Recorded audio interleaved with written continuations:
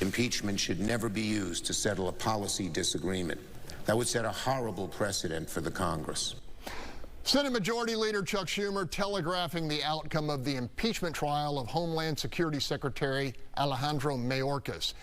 It may actually take me longer to read this story than the elapsed time of the proceeding, which ended rapidly in a vote for dismissal of both articles along partisan lines.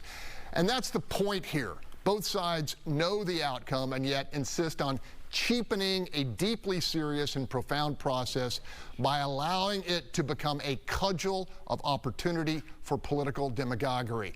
Panel, agree or disagree? I'm going to go to you, Bob Price. Well, first off, I agree with Chuck Schumer.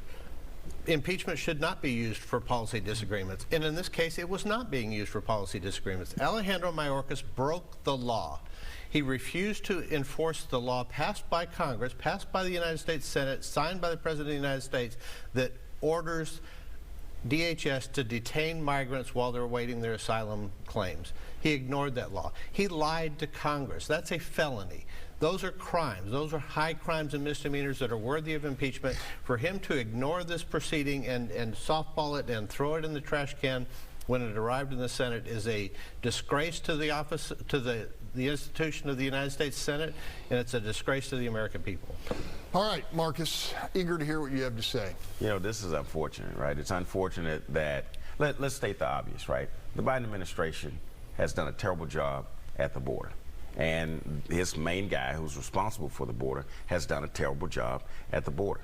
Now, the problem is that we can't trust either party to bring about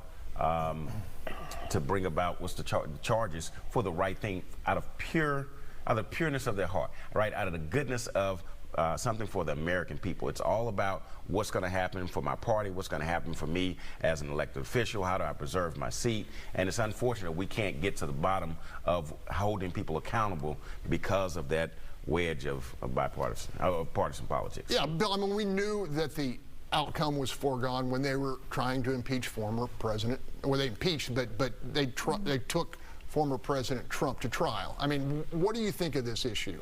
It's really just become a tit for tat, right. And regardless of the merits of this particular case or not, I think the American people are just sick of it. I mean, just like, can you please do something about the border as opposed to just going through these theatrics?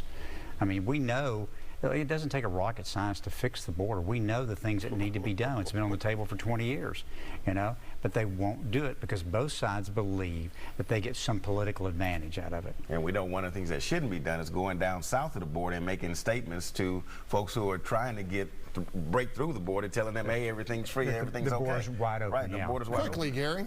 Yeah, I agree with what everyone said, but here's the problem with this. It establishes a new precedent. So, President Trump gets reelected in November, and the Democrats take control of the House, and in 6 months they impeach him. When it comes to the Republican Senate, it'll be dismissed. Cheapening. That's why I use the word cheapening. Good word, yeah. All right.